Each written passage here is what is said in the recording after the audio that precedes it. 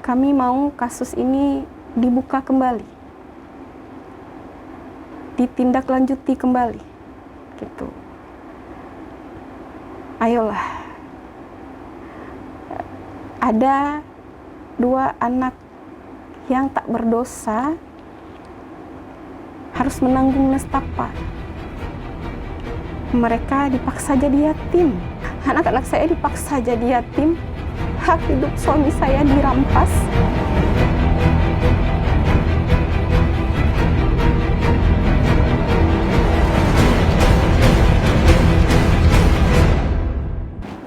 Assalamualaikum warahmatullahi wabarakatuh. Rakan PTM berumpul dengan Tuan Indah Rastika Sari. Hari ini di episode keempat tahun keempat edisi Kamis 31 Agustus 2023 sudah di akhir Agustus. Terima kasih untuk Anda yang sudah subscribe. Ikuti kami terus, pokoknya share dan juga like, komen yang positif dengan akun pribadi dan akun asli, itu dia.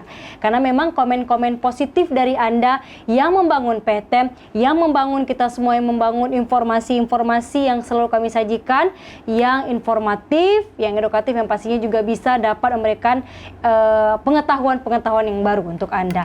Dan kali ini kita akan mengangkat tema berkaitan dengan episode sebelumnya. Jadi kita masih mengangkat tentang misteri kematian dari David Yuliansyah. Dengan tema kita pada hari ini yaitu misteri kematian David Yuliansyah. Benarkah penyidik dan BNN mengendus aksi keluarga? Kenapa kemudian kita angkat ini? Karena memang kalau episode sebelumnya kita sudah mengangkat dari sisi pengacara. Kali ini kita akan angkat dari sisi keluarga. Bagaimana sosok DY? Bagaimana sosok almarhum DY? Bagaimana keluarga mengenal DY? Bagaimana dengan kasus ini? Bagaimana kacamata keluarga terhadap kasus ini? Sudah hadir di studio PTM istri almarhum David Yuliansyah, Kak Roselita. Assalamualaikum Kak Lita. Waalaikumsalam warahmatullahi wabarakatuh. Terima kasih banyak waktunya sudah bersedia dan siap Kakak untuk hadir di PTM. Saya tahu ini nggak mudah untuk Kak Lita. Saya tahu ini akan mengangkat lagi, akan membuka kembali memori bersama almarhum. Dan Kak Lita, jikapun nanti ada beberapa pertanyaan dari saya yang Kakak tidak jawab mungkin karena tidak siap, silahkan. Itu hak Kakak. Namun yang perlu kami sampaikan juga kepada semua kita, bahwasannya memang pihak manajemen PTM sudah menyampaikan surat kepada pihak Badan Narkotika Nasional Provinsi Aceh, BNNP Aceh, itu namun hingga saat ini belum ada jawaban dari BNNP Aceh. Kami terus menantikan BNN Aceh untuk hadir ke studio PTM untuk menjelaskan dari perspektif BNN. Karena memang PTM bukan media untuk satu ataupun untuk tertentu, tidak. Tapi kita membuka informasi ini, kita silahkan siapa saja untuk hadir dan apalagi dari pihak BNN dan dari kepolisian. Baik, kita balik ke Kalita. Sebelumnya memang kita hadirkan, kemudian pengacara hadir ke PTM untuk menjelaskan dari kasusnya, kronologi kasusnya. Namun, Kalita, izinkan saya juga untuk nanya sedikit tentang almarhum. Kalita sudah berapa lama membina hubungan rumah tangga dengan almarhum, Kak? Saya dan almarhum berumah tangga sudah 8 tahun. 8 tahun? Ya, 8 tahun. Tuh, Kak. Seperti apa sosok almarhum David itu seperti apa di matanya Kalita? Almarhum orang yang sangat baik, yang pernah saya kenal. Almarhum orang yang setia, sayang sama keluarga, dekat dengan keluarga. Walaupun almarhum ini sosok yang tidak banyak bicara. Pendiam. Iya, almarhum tidak banyak bicara, kecuali sama saya ya, banyak ngobrolnya. Tapi kalau sama orang kurang gitu. Almarhum dekat dengan anak-anaknya gitu, apalagi sama anak saya yang laki-laki. Berapa orang Kak putra putri? 2 Kak. Dua. 2, 1 perempuan, 1 laki-laki ya. Jadi kalau ditanya sosok, saya nggak tahu, harus nggak sanggup untuk ngomong gitu. Mungkin karena terlalu baik, jadi jalannya seperti ini ya Kak. Karena selama berumah tangga dengan almarhum pun ya tidak ada yang aneh-aneh gitu, nggak ada aneh-aneh ya, sewajarnya kita berumah tangga gitu kan. Tuh. 8 tahun bukan waktu yang singkat. 8 tahun sudah 2 Sudah. putra putri. Iya. Pernah nggak mungkin sering atau seperti apa hubungannya? Sering cerita nggak Kak, curhat mungkin kondisi tertentu beliau misalkan? Kalau curhat, paling kami tuh sering cerita tentang gimana nih nanti punya anak gitu, paling tentang rumah, nanti tentang usaha kami gitu kan. Tapi kalau cerita-cerita yang lain-lain memang nggak ada, paling cerita tentang masa depan aja gitu kan. Sebagai istri ada firasat tidak Kak di momen-momen terakhir? Kalau firasat sih nggak ada. Kalau firasat memang feeling kalau almarhum ini mau meninggal, mau pergi untuk selama itu memang nggak ada. Nggak ada feeling ke situ. Gitu. Cuman memang kalau saya ini ke belakang, almarhum memang udah tidak banyak bicara lagi. Sejak kapan itu tidak banyak bicaranya? Atau ada hal tertentu mungkin yang buat beliau seperti itu tuh gimana ya? Di 4 bulan terakhir memang sudah nggak seperti biasanya gitu. Ada yang berubah? Di komunikasi aja. Komunikasi beliau lebih banyak diamnya dari biasa gitu. Itu aja. Kakak tahu itu kenapa gitu? Saya juga nggak ngerti ya kalau kenapa 4 bulan terakhir itu banyak diamnya. Saya juga nggak begitu paham ya. Lingkungan almarhum Kakak kenal? Dengan siapa almarhum berteman?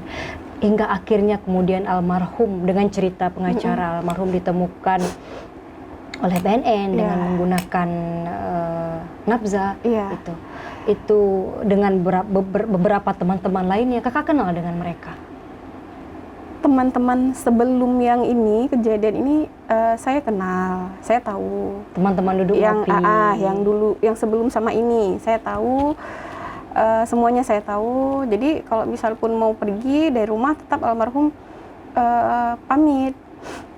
Saya pergi ya sama si ini gitu, mau ngopi. Nah, nanti kan biasanya ada tuh tempat ngopinya, tetap bilang nanti kok ada apa-apa ya saya di sini gitu. Tapi memang semenjak kenal sama orang yang ini, yang pas kejadian, teman-teman yang sekalian yang ditangkap, itu saya jujur memang nggak kenal. Satu pun nggak kenal dari saya mereka? Satu pun nggak kenal. Dari situ memang sudah lain ya, maksudnya kalau pergi pun kadang nggak bilang. Itu dalam masa 4 bulan itu Kakak? Dalam masa 4 bulan. Dalam masa 4 bulan itu sudah kenal dengan teman yang baru? Yang baru ini. Iya. Ini yang baru? Yang baru. Teman-teman yang sama sekali Kakak nggak kenal? Nggak kenal. Kalau 4 bulan kenal 4 bulan dengan teman terakhir. baru, secara komunikasi sudah lebih tertutup? Iya, lebih tertutup selama 4 bulan terakhir. Dan kejadian ini kalau saya ini kan cerita flashback ke belakang ya, gitu kan. Ya berarti semenjak kenal mereka ini sudah mulai tertutup, udah nggak yang, maksudnya nggak ada cerita-cerita itu, nggak ada lagi, maksudnya tentang teman. Kadang kan temannya nanti, oh si ini udah lewat di sini deh, gitu kan. Si ini buka usaha ini gitu, itu udah nggak pernah lagi. Cerita-cerita teman lah ya, bagaimana? Ya, karena memang almarhum nggak pernah bercerita buruk tentang orang lain kan. Itu satu yang saya tuh nggak habis pikir sampai sekarang. Almarhum tuh nggak pernah bercerita buruk, baik untuk keluarganya, untuk temannya, untuk temannya, nggak pernah. Semoga Allah luaskan Ya. Allah beri sebaik-baik tempat. Itu yang, karena kalau bahasa Acehnya tanya be galak tauruh go, gitu kan. Jangan suka urusin hidup orang gitu. Kita urus diri sendiri aja. Selalu itu yang diingatkan sama saya. Selalu itu yang diingatkan sama saya. Kak Lita, kita balik ke malam terakhir. Ya. Atau hari terakhir, atau beberapa hari kakak terakhir ketemu dengan beliau itu kapan? Kejadian itu kan malam ya, malam Rabunya ya. Dini hari ya? Karena kronologinya tuh kami nggak tahu kah jam berapa, tidak ada penjelasan, maksudnya diambil jam berapa gitu. Tapi di hari Selasa tanggal 6 Desember itu saya masih ketemu sama almarhum pagi, siang gitu kan, sorenya masih, bahkan sampai malam Rabunya. Malam Rabunya masih di rumah? Masih di rumah, jam 10 atau jam 10 malam masih di rumah? Malam masih di rumah, sekiranya jam 10 atau jam 11 malam. Karena kan kebiasaan almarhum sebelum pergi, entah itu ngopi, tetap memastikan anak-anaknya sudah tidur apa belum. Itu kebiasaan? Iya, kebiasaan. Setiap malam. Setiap malam? Setiap malam tetap memastikan dua anaknya ini udah tidur belum. Biasanya almarhum tetap masuk ke dalam kamar, cium anak-anaknya. Malam itu? Hal yang sama itu, juga? Kebetulan almarhum ada ini kan, ada rokok di tangan gitu. Jadi nggak bisa masuk. Oke, karena ya aturannya gitu kan, nggak ya. boleh masuk, nggak boleh cium anak kalau keadaan rokok tuh. Jadi cuma berdiri depan pintu aja. Tapi Di tetap depan memastikan pintu, anak-anak sudah tidur. Berdiri depan pintu, senyum sama saya. Kebetulan saya belum tidur, senyum. Biasanya saya ngomong kemana ya, gitu kan. Tapi malam itu memang saya pun nggak bertanya gitu. Artinya hanya senyum saja? Hanya senyum. Malam itu malam terakhir hanya senyum malam saja? terakhir itu senyum. Almarhum senyum sama saya lihat, ya udah. Kemudian jam 12 malam, biasa kan tetap terbangun nih, apa mau ke kamar mandi, atau memang kan pasti kita seorang ibu tuh, apalagi anak masih kecil, pasti terbangun kan Kak, memastikan nanti anaknya bangun apa enggak gitu. Saya kok sepi ya. Biasanya memang ada aktivitas yang almarhum lakukan setiap malam ya? Karena kan almarhum memang ini kopi nggak bisa. Oke, artinya mereka, artinya almarhum apakah buat kopi, berarti ada aktivitas. Ada aktivitas malam. itu. Biasanya ada memang, tapi kok ini nggak ada aktivitas ya, jam 12 malam, jam 2, jam 3 gitu kan. Perasaan saya kok nggak enak. Itu sudah mulai nggak enak? Udah nggak enak, saya udah nggak tidur lagi tuh sebenarnya. Ke dapur nggak ada Honda. Ini kok, biasanya pun kalau misalnya almarhum nanti keluar lagi itu pasti ada guntingan kopi gitu kan, kertas kopi itu pasti ada, atau nanti mungkin bawa pulang apa, itu pasti ada. Tapi malam itu memang nggak ada lagi. Baik. Ya. Kakak taunya kemudian beliau almarhum itu diambil oleh BNN itu kapan? Besok sorenya, hari Rabu tanggal 7. Artinya itu berlalu pagi, siang, itu tidak ada kabar? Nggak ada kabar. Memang pagi saya sempat WA, kebetulan kemarin tuh saya mengajar, karena saya walaupun nggak ketemu langsung, kemanapun saya pergi tetap WA. Oke, mengabarkan. Mengabarkan, walaupun almarhum kadang tidur, saya nggak bangunin, saya tetap WA. Saya nggak bangunin kalau almarhum tidur, saya mau keluar, saya nggak bangunin lagi. WA, saya pergi ya, gitu. Baik. Tetap, tapi nggak ada jawaban. Sore itu gimana? Sore itu kebetulan baru pulang antar anak yang perempuan ngaji. Ditanya sama kakak ipar, itu udah jam 4:30 ya, kalau nggak salah, 4:30 sore. Ditanya sama kakak ipar, karena rumah kan sebelah-sebelah nih. Acut mana? Karena keluarga manggil almarhum itu Acut gitu. Acut mana? Itulah Kak Tini, kok belum pulang-pulang ya dari tadi malam. Jadi kamu nggak tahu? Enggak, saya bilang gitu kan. Kenapa? Saya bilang itu.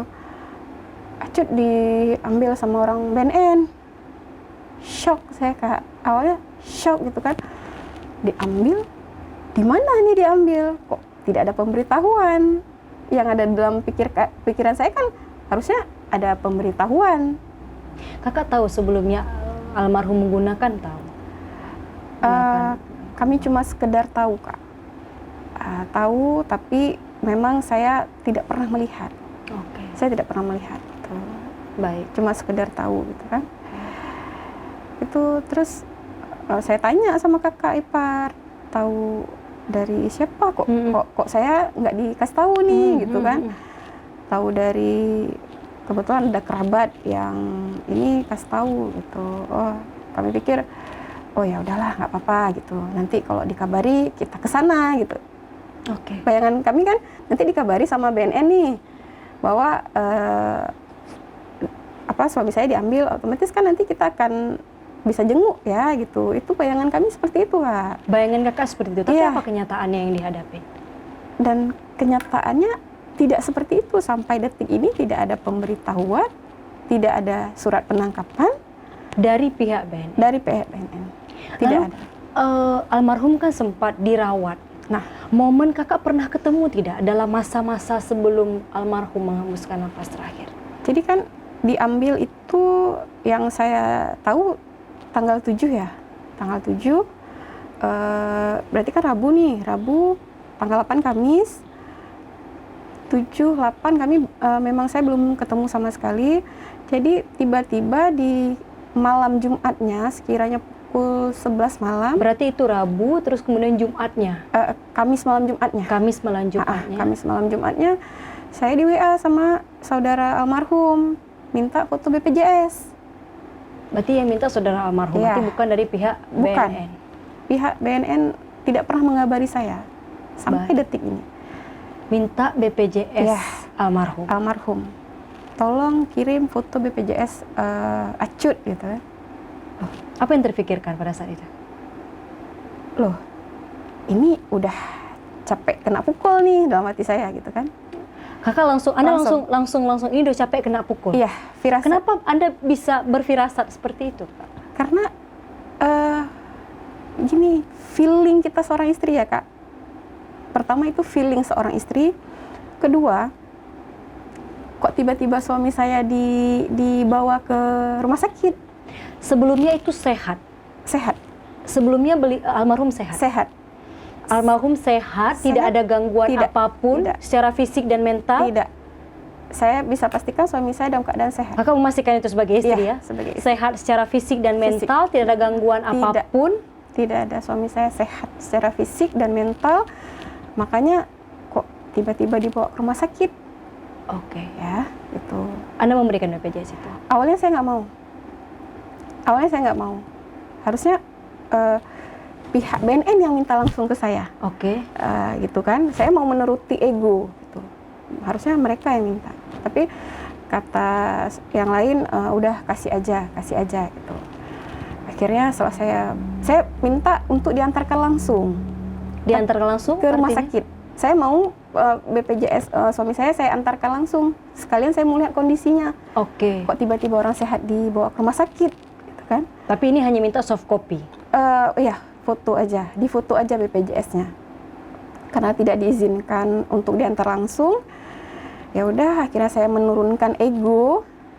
Saya kirim Lalu kapan terakhir kakak ketemu di rumah sakit ketemu sama almarhum di suami? rumah sakit yang dibawa malam Jumat ini. Itu nggak sempat jumpa. Kemudian besok paginya kan Jumat.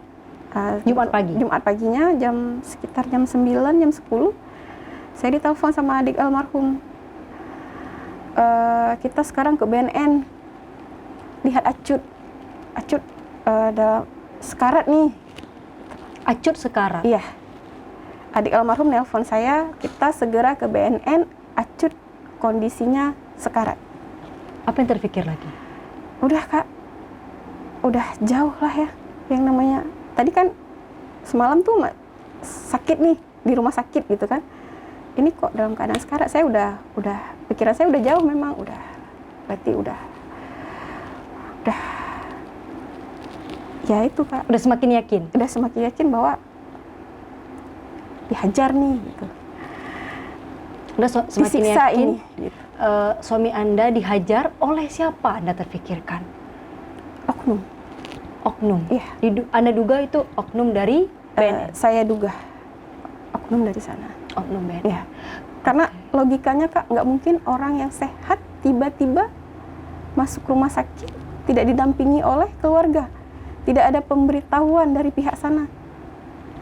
Karena saya tuh selalu bermain dengan logika. Tapi kenapa kemudian mereka, Anda mungkin Anda punya firasat, apa mungkin yang Anda pikir, kenapa mereka harus memukul? Apa yang Anda pikirkan misalkan, yang terpikir oleh Anda itu seperti apa?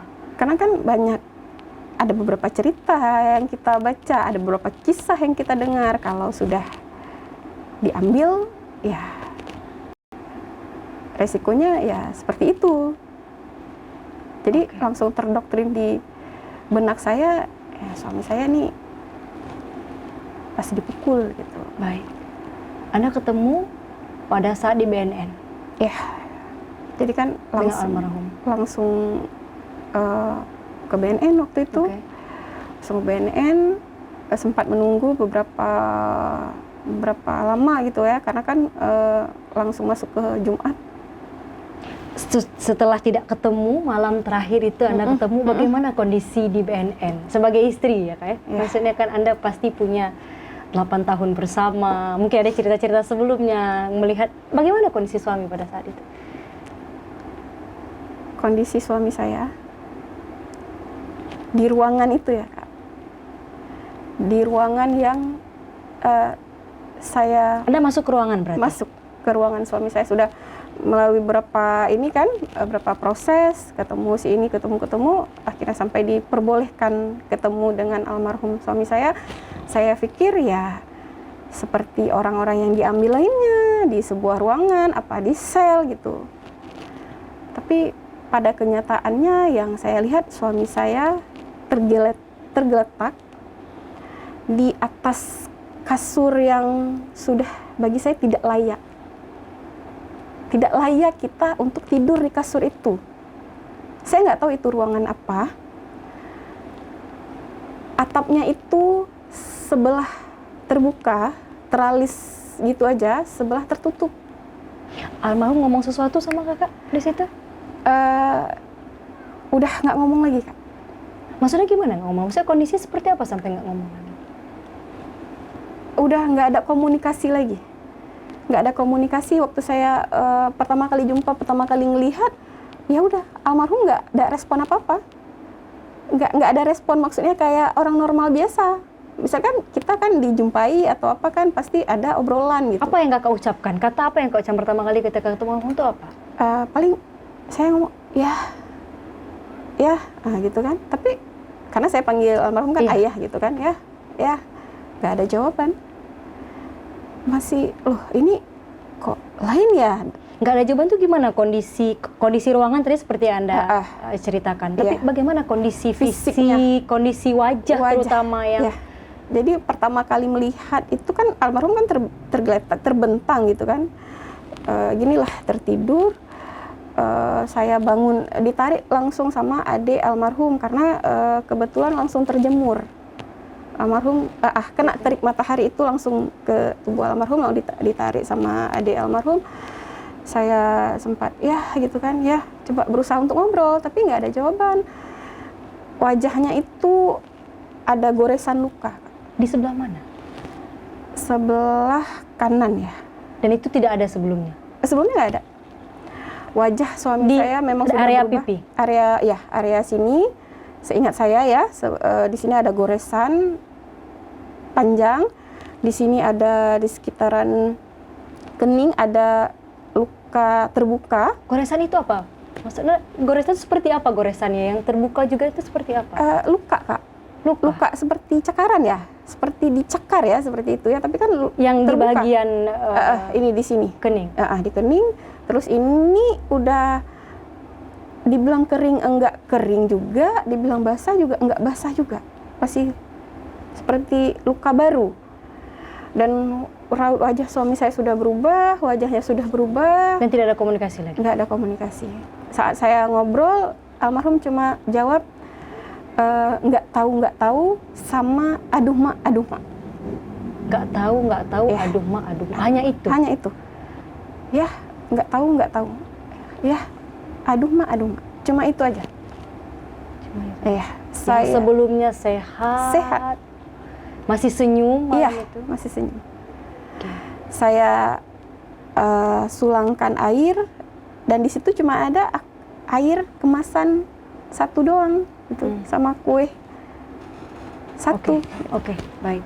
Saya sulangkan, kue nggak bisa dimakan lagi, cuma air aja yang tertelan. Dari pihak BNN seperti apa kemudian penjelasannya kepada Anda sebagai istri, Kak? Dikatakan suami saya itu sakau. Saya pastikan lagi, sakau seperti ini? Iya. Berulang kali saya tanya, ini sakau gitu. Kok firasat saya nggak mengatakan ini bukan sakau. Masa iya orang sakau seperti itu, gitu kan? Ini bukan orang sakau. Apalagi yang terpikir di benak Anda? Ya gimana ya Kak, ini kondisi suami saya ini memang betul nggak baik-baik aja nih, gitu kan? Semakin yakin tidak baik-baik Iya, saja. Terus kan udah proses suami saya boleh dibawa pulang, kan saya ganti pakaiannya. Sebentar, itu kan suami Anda apa statusnya? Suami Anda kan diambil oleh pihak BNN tanpa pemberitahuan dan surat penangkapan. Tanpa diberikan itu kepada pihak keluarga. Iya. Lalu kemudian statusnya apa? Langsung diberikan kembali kepada keluarga. Iya, makanya saya pun bertanya-tanya sebenarnya status suami saya ini apa gitu. Udah diambil, 3 hari kemudian dikembalikan. Dengan kondisi yang seperti Anda ceritakan tadi. Dengan kondisi yang seperti tadi. Dikembalikan begitu saja? Apa bahasa dari... Dikembalikan begitu saja. Apa bahasanya seperti apa Saya pada saat dikembalikan? Saya sempat tanya gitu. Kan yang terpikir dari kita kan ini berarti bersalah nih. Kalau sudah diambil berarti kan sudah bersalah. Otomatis akan diadili gitu. Tapi ini enggak. Saya tanya, loh kok dikembalikan gitu. Berarti pihak keluarga pun sebenarnya kalaupun seandainya memang almarhum bersalah, ya nggak apa-apa, silahkan saja. Silahkan adili. Silahkan adili, bahkan seperti itu. Iya. Cuman mengapa dikembalikan dalam kondisi seperti itu pertanyaan keluarga? Iya betul Kak. Jika memang bersalah, adili. Silahkan adili dengan hukum. Iya, sesuai dengan hukum yang berlaku. Baik. Seberat apapun, jika memang almarhum bersalah. Oke, jika almarhum silahkan ya dengan hukum yang berlaku. Iya. Tapi kondisinya almarhum dikembalikan, bahasanya apa pada saat itu apa? Ya, gimana ya? Ya bahasanya udah bawa pulang aja gitu, nggak. Kami juga nggak ngerti Kak, ini nggak diambil. Udah bawa pulang gitu aja? Ya, maksudnya ya udah gitu. Kan nggak ada. Kan kami gini, saya penasaran kalau memang bersalah barang buktinya mana gitu, perlihatkan. Lalu harusnya. apa pihak keluarga pikirkan apa? Pulang? Kan saya sempat ngobrol sama dokter di sana gitu. Saya banyak ngobrol sama dokter yang di sana. Oke, dokter bilang apa? Dokter bilang suami saya dalam keadaan sakau. Sakau? Iya. Berarti setelah tadi, berarti yang tadi kakak komunikasi itu dengan dokter? Dengan di awal, yang di ruangan itu? Yang di awal ada petugas ya?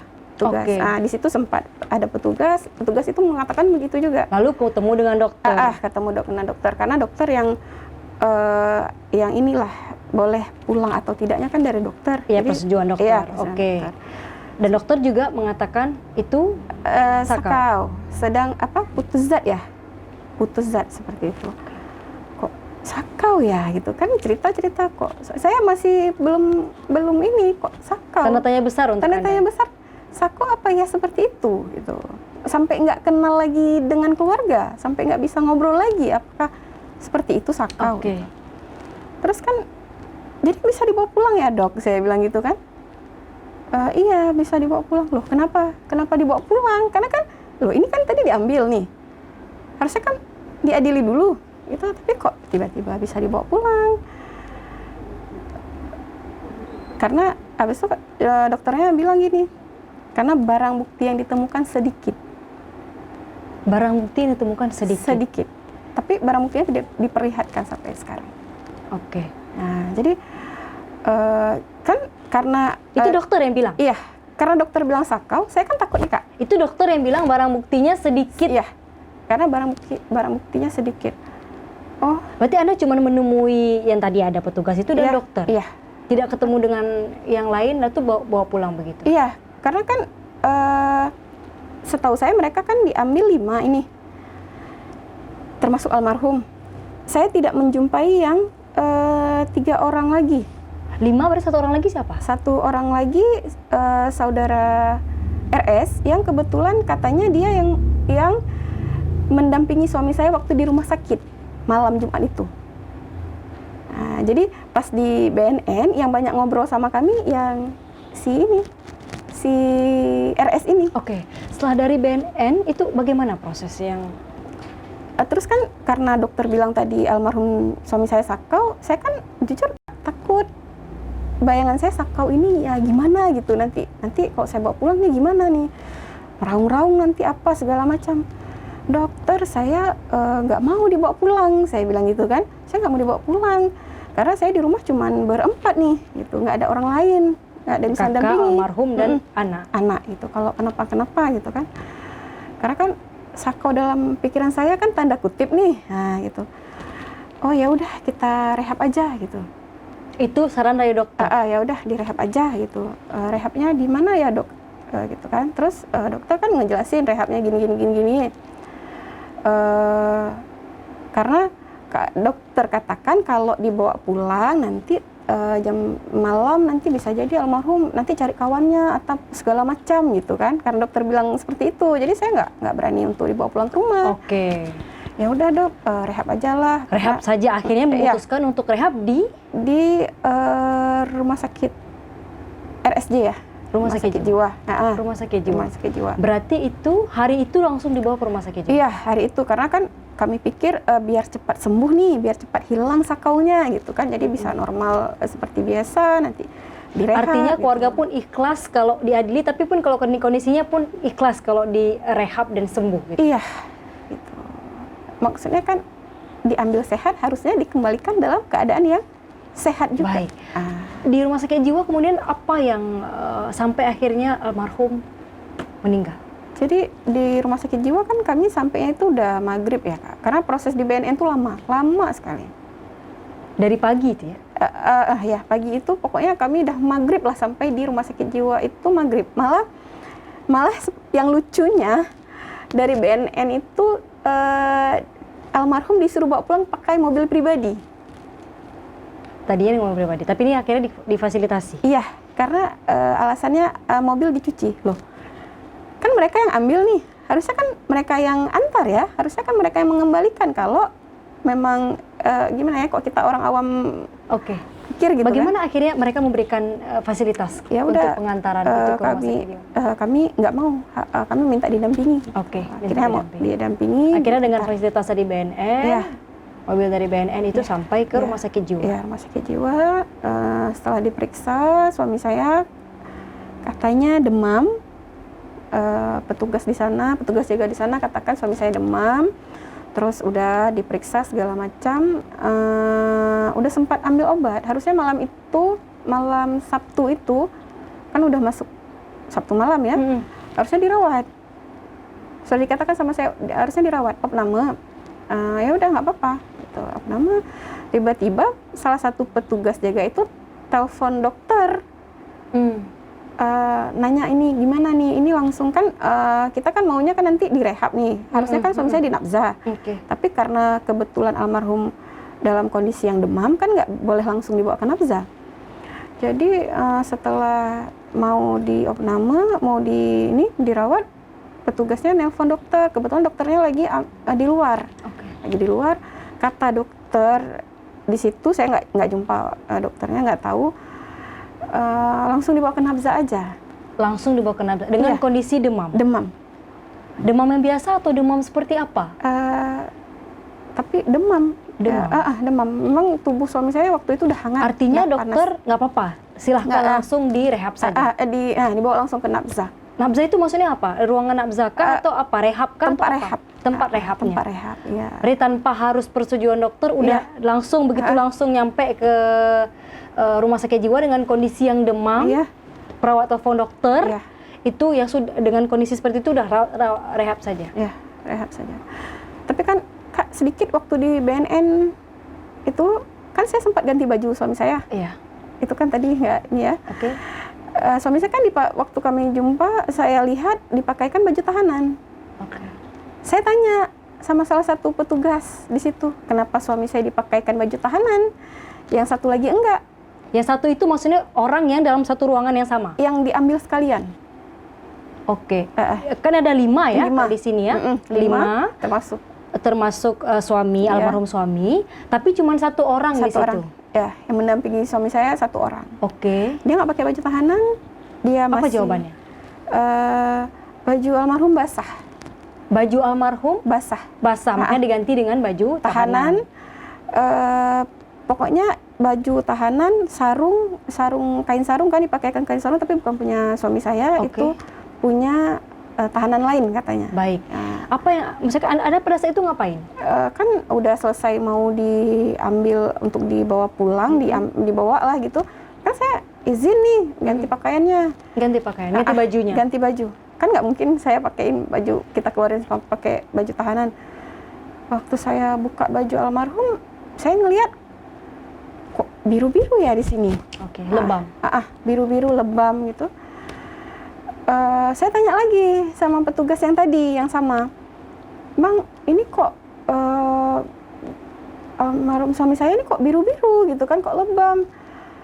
Bekas bekam, Kak. Bekas bekam. Almarhum suka bekam? Enggak. Tidak, tapi pernah.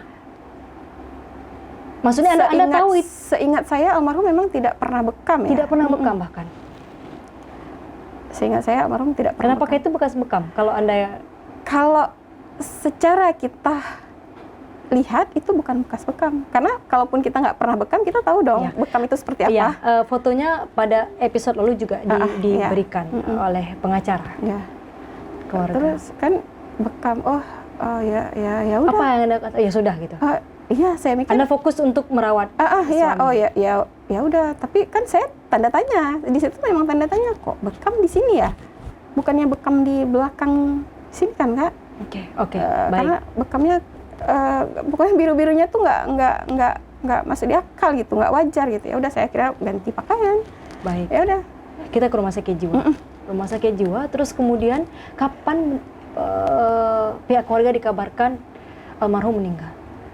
Besok paginya. Tadi itu sudah dirawat, direhab ya? Sudah dibawa ke Nabza. Ke Nabza untuk kan, direhab. Untuk direhab, karena kan nggak boleh ditungguin. Baik, oke. Jadi keluarga pulang. Besok paginya itu sekitar jam 8, jam 9 ditelepon bahwa almarhum sudah meninggal.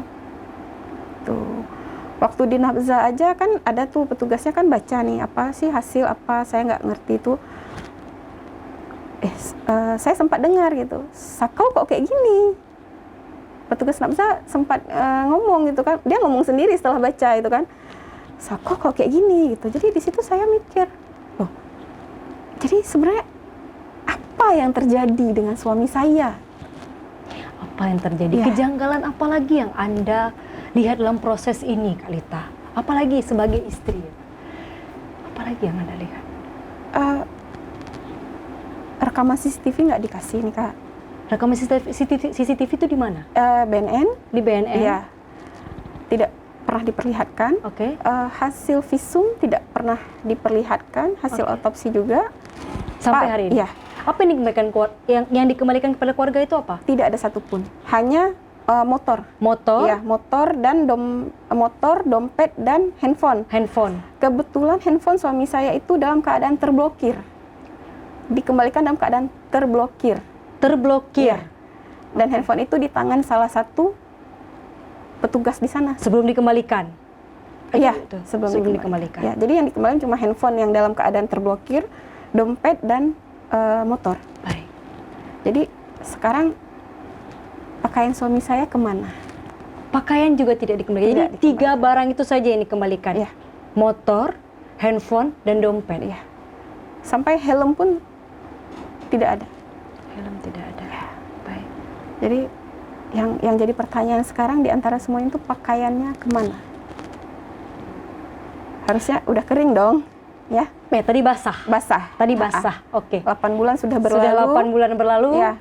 Harusnya udah kering kan? Sudah kena hujan mungkin basah lagi, udah kering lagi gitu ya? Iya. Itu logika. Iya. Kalau kejanggalan apa lagi Kak Lita? ya Dalam proses kasus ini apa lagi yang Anda lihat? Sampai akhirnya kan kasus ini ditutup. Ya, gini, itulah langsung ditutup, cuma sampai ke tahap penyelidikan ya. Cuma ditutup gitu aja. Misalnya Ditutup begitu saja? ya mungkin bagi mereka sudah selesai karena tidak ada tindak pidana, tidak ada unsur pidana ya. Seperti itu. Jadi mungkin bagi pihak sana ya suami saya meninggal dalam keadaan wajar gitu ya. Jadi Tapi keluarga meyakini itu tidak wajar. iya, tidak wajar. Tidak wajar. Tidak wajar. Dengan luka yang ditemukan di bagian wajah tadi yang Iya. Anda katakan, Iya. di bagian dahi dan juga pipi. Ini sampai kita otopsi ini kan nggak main-main loh Kak. Ya, Tapi hasilnya tidak diperlihatkan. tidak diperlihatkan. Saat gelar perkara cuma dikatakan suami saya meninggal karena penyakit yang diderita. Pada saat gelar perkara itu apalagi kejanggalan yang Anda lihat, yang Anda saksikan, apalagi yang terjadi? Saat gelar perkara paling di BAP-nya aja. Di BAP-nya ada yang disebut, ada yang tidak disebut. Jadi BAP kami dengan BAP yang ada di gelar perkara itu kan bertolak belakang sebenarnya gitu. Bertolak belakang. Di sana kan dihadirkan saat gelar perkara kan dihadirkan 2 orang dari pihak BNN. Gitu. Jadi kan kita kan dikasih kesempatan buat ngomong nih. Iya. Nah, semua Pihak dikasih kesempatan, keluarga semua kan, penyidik mereka gitu, semua dikasih kesempatan buat ngomong. Jadi ketika pihak BNN sudah ngomong, saya tanya, Bang, pakaian suami saya mana? Kan sudah dikembalikan dalam kantong plastik. Loh Bang, dalam kantong plastik itu minuman yang baru saya beli. Saya nggak masukin pakaian suami saya dalam kantong plastik, tapi dalam goodie bag. Abang itu diam. Dari situ aja kan sudah nampak Kak, kejanggalannya. Baju belum, pakaiannya belum pernah dikembalikan, tapi dikatakan sudah dikembalikan. Yang diambil 5, tapi 1 seingat saya tidak pernah dimunculkan dalam BAP. Terus